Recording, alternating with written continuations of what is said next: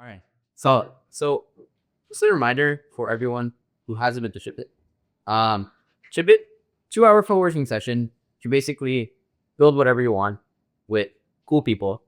And the only rule of Ship It is to not work on your poker. Besides these other adjacent rules. I guess I should emphasize that this is not necessarily a networking session, although we will have an opportunity to chat. And most of you already know each other, so there's ample time to that. All right.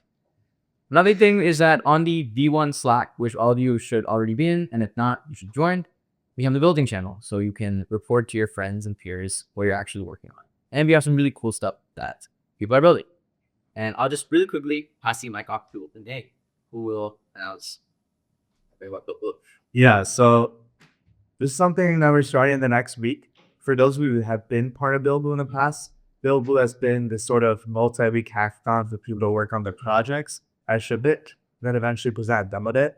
This semester, we're doing it a little differently. So for the next 4 to 5 weeks, Build Blue is about us hosting as many events as possible. So think weekly Shipits, weekly dinners after Shipits, other founder meetups, office hours with VCs, and also as many like social and also builder events for you all go. So this is going to be releasing the next week, but we're releasing like an early version of the application here. So scan the QR code. You don't need an idea to apply. You just need to be a builder and you need to be about it. So just apply and then you'll be in like, I guess you'll be the know for all the events we're hosting. So after Ship It today, we're also gathering as many of you as possible and just going out to dinner. So just stay after 6 for that. Cool. Thank you. Okay, perfect. So as is customary at the beginning of Ship It, I want to take a moment to talk to the people around you and introduce yourself, talk to them about what you're building. I think as a special add-on today, I'll ask like, what are you the best in the room in? Like, what's your niche? And walking through, like, what are you top 5%? Yeah, take like a minute or two so we'll figure out who we're on. So, oh yeah, as Anay said, please shuffle around to find people that you don't know. All right, I see that. Okay, one more. Music. Okay, 100%. So I think we have a lot of people who have their own niche, have an understanding of their own experience in one very particular area. And I think there's a lot of discourse around how you should leverage your prior expertise in a specific region to solve problems and, I guess in the context of Ship It, actually build. So how many of y'all have read Paul Graham? Any Paul Graham fans? Like the YC guy? Pretty cool. I'm a fan of a different Graham. Aubrey Graham, also known as Drake. And on one of his songs, he says, they say more money, more problems. So, I mean, yes, it's a classic statement, but I think today I want to talk about how this statement is somewhat bijective. Like it can go both ways. You know, traditionally, we might look at, okay, if you have more money, you might have more problems. But I think realistically, if we were to think about it as builders, I think if we have more problems, we can also make more money. It's true. So today I wanted to talk about how I think I found my set of problems that I'm very interested in and that I'm passionate about, and then sort of turn it over to y'all during Ship It to maybe explore your own problems in your own niche spaces and build something cool.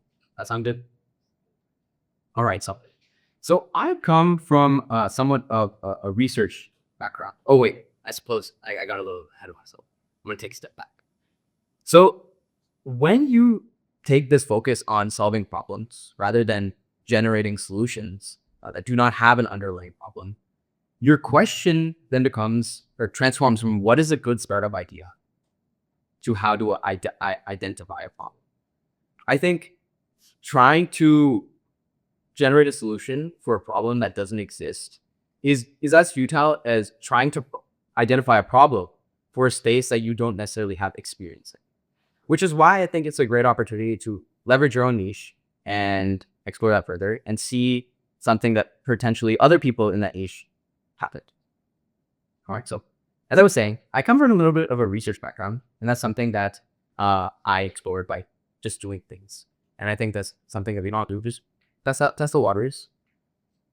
And my first experience was at UC Santa Barbara in a topic that is, I guess, completely foreign to me nowadays, which was more about like psychology, political persuasion, essentially taking a look at how different discourse communities can affect your lead. And so the paper was trying to look at whether discourse on Twitter can actually affect the degree to which you're polarized.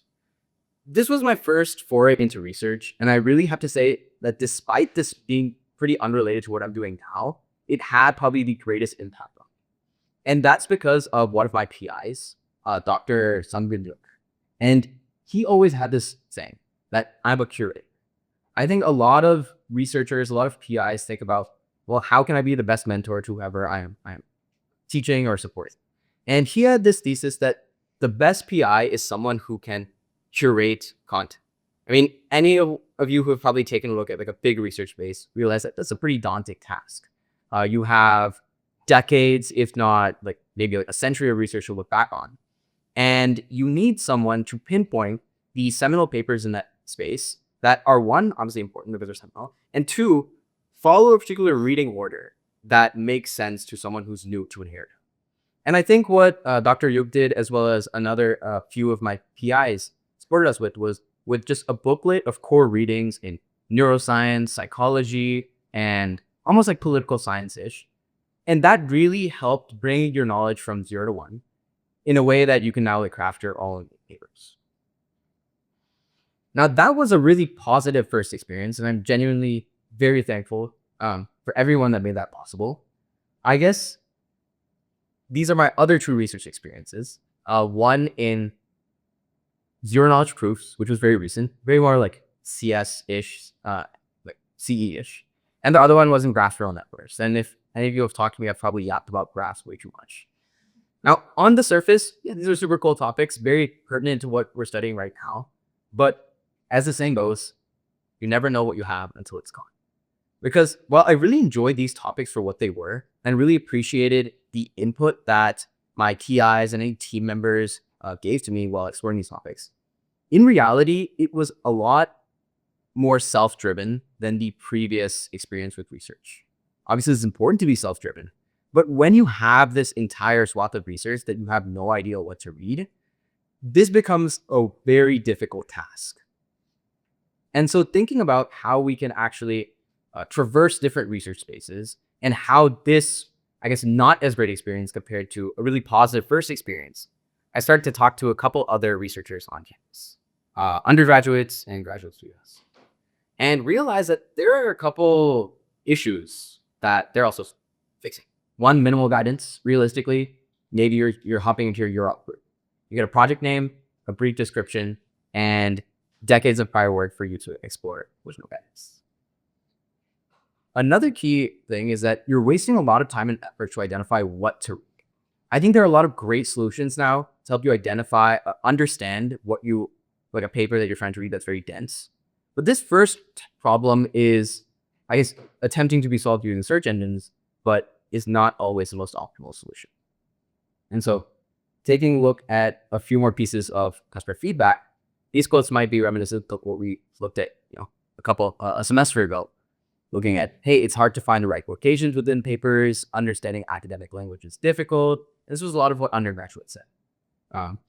Graduate students were a little bit more, vocal about their opinions on papers, right? Is this took forever to read?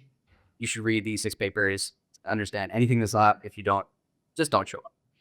So after taking this input, my friend Arnav and I decided to take a look at how can we sort of modernize the way that we explore the research space. And that's where the idea of Quanta and any sort of predecessors came up from. Can we bring this exploration process into the modern age? The fact is that not everyone has a PI to go to. Not everyone has a research group to go to. So can we democratize research knowledge? To give a really quick TLDR on it, right? Very, similar to other content platforms of today, where you can swipe up to get recommended papers, double tap to like and recommend it to your peers, swipe left to chat with your papers, swipe right to, save to your favorites for later. And no, this is not a dating app where you date papers, but I I know it bears resemblance, but hopefully you do find love for paper in the same way you might find love in a person. All right. So the question was, how can we democratize expert opinions? We zeroed in from the fact is like, what is a good startup idea to a question like this, which is way more precise. And the question that Arnav and I are thinking of solving right now is, who needs Quanta? We're currently in more of that customer research space, trying to segment our user base to figure out what people actually need to solve their day-to-day problems. So, a couple key takeaways. One, find a niche and be observant. I think Hologram talks about it in how to find great startup ideas. But again, explore your niche and don't necessarily be on the lookout for a startup idea, but be on the lookout for problems. Number two, which Arnav and I sort of tackled with, is letting competition inspire us to build rather than letting us inhibit. Because I think the fact that there is some activity in this space demonstrates that, hey, other people might also need this. Other people have validated this idea. And you can sort of proceed with this relentless optimism in yourself and your team to outbuild your competitors. And lastly, to maximize the surface area of what you're experiencing, you should just do things. And the final, right? More problems, more money. I suppose we should bring out the problems, as Drake said. So yeah, that's it.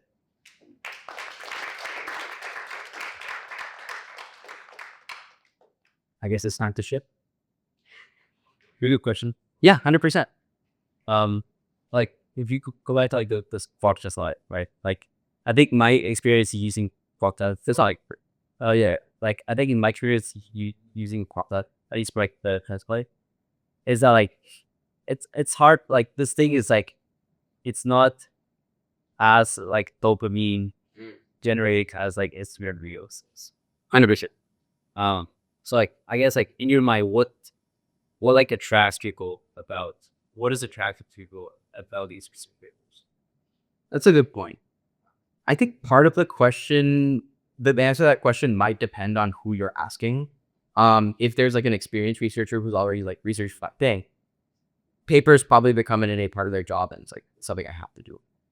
If, as Trey and I were talking about earlier, this is someone who's more early in their research experience and is curious about papers, but might not be experienced, I think the answer to that question of why would I read this is more one like, hey, I want to read research papers, but I don't necessarily have the time or the background to understand. And so now we're lowering the activation energy to actually do that. Well, how can I like how do I say this, like rewire my brain to really enjoy this like I would something like TikTok, where it's like great raw, but this is like great version where I still get that dopamine shake reading that paper and it makes me want to keep swimming. That's a good question. Is that a personal one or like a bar challenge? But I feel like a lot of people can probably relate. Sure. I think there's a lot of ways you could approach it. I guess like the marketer would say, hey, we should send them like push notifications. We should like, gamify it. Those are all really great things. I think in a more natural like research experience, oftentimes if you find your friends are doing like, readings in a research in a group or something like that, you're often more encouraged just by like your peer pressure, like positive peer pressure to continue reading.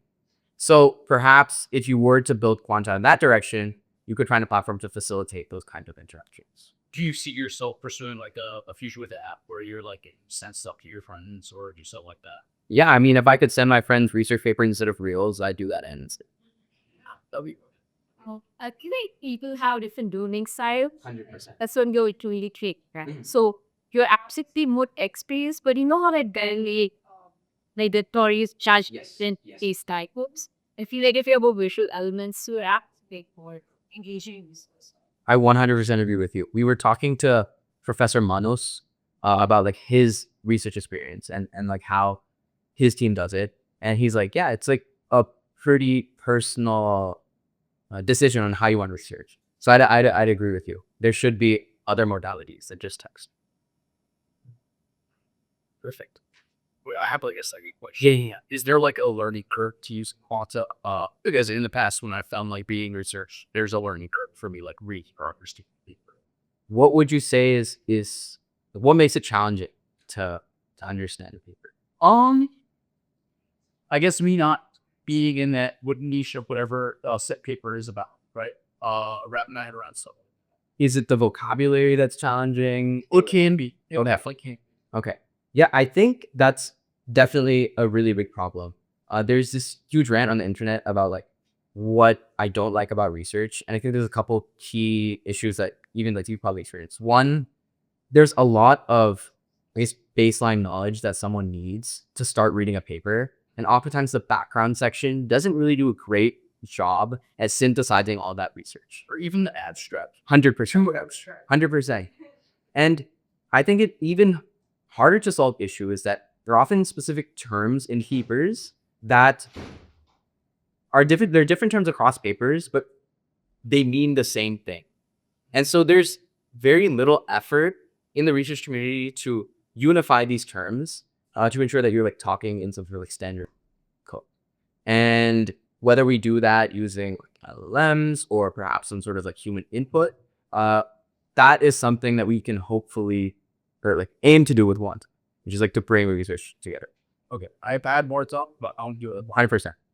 Yeah. Is there no other questions? I appreciate your time and let's get building.